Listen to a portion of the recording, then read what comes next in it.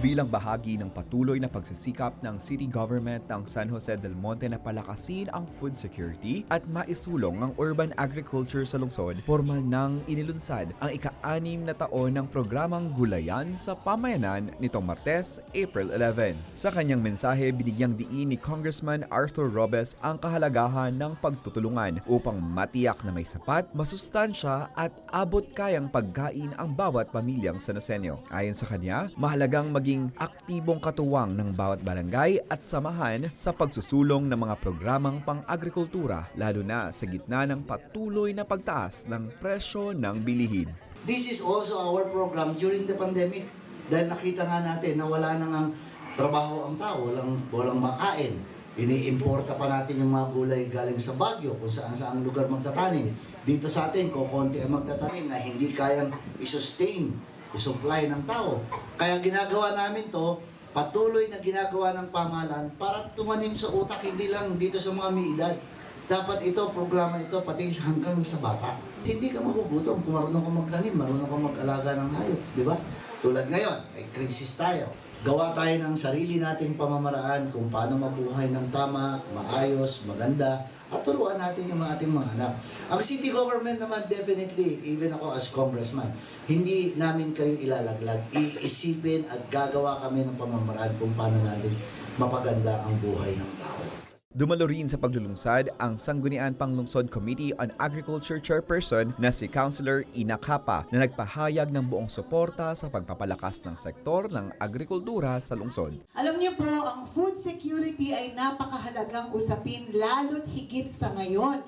Sa panahon po na mayroong mga nakaambang krisis, back to basic po tayo. Ang mahalaga, ang taong marunong magtanim ay mayroong aanihin, mayroong kakainin. Bukod sa atin, pati yung ating mga kapamilya, kabarangay, maengganyo rin natin na magamit yung mga available ng mga kalupaan para po maging kapaki-pakinabang yung mga nakatenga na lupa. Ang Gulayan sa Pamayanan ay initiative ng ating Mayor Florida Robes at Congressman Arthur Robes simula ng year 2020 para makatulong nung time ng pandemic. Tayo ay nasa ika-6 na taon na ng contest ng Gulayan sa Pamayanan. Siyempre ngayon alam naman natin kung gaano katindi yung krisis na ating kinahaharap dahil sa taas ng presyo ng langis, ng diesel, ng gasolina na lahat talaga ay nakakaapekto sa presyo ng mga bilihin. Hindi lang naman sa ating lungsod kundi sa buong Pilipinas, maging buong mundo.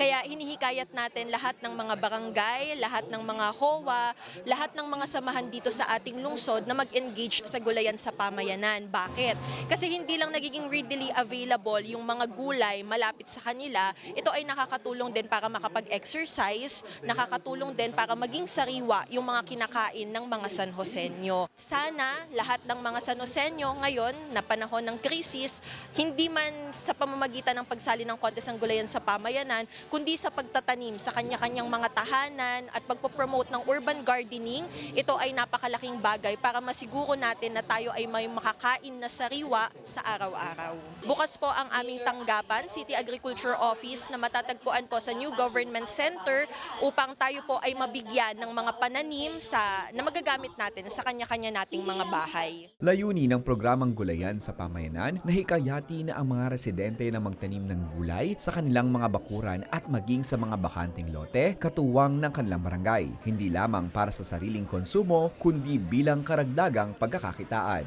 Bahagi rin ng programa ang pagbibigay ng suporta, kaalaman at mga kinakailangang materyales. Sa kabuuan, umabot sa 23 barangay at 48 homeowners associations at non-government organizations ang nakiisa sa programa na tumanggap na rin ng kanilang mga paunang kagamitan. Namahagi ang City Agriculture Office ng vegetable seeds, seedlings, tools at fertilizers upang agad na makapagsimula ang mga benepisyaryo. Patuloy na hinihikayat ng pamahalang lungsod ang lahat na makilahok sa mga programang pang-agrikultura bilang hakbang tungo sa mas matatag, masigla at matiyak na ang hapag ng bawat tahanan ay may laman.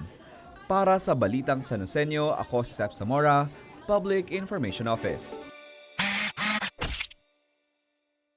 Yan ang mga kaganapan at detalyeng dapat alam mo sa San Joseño.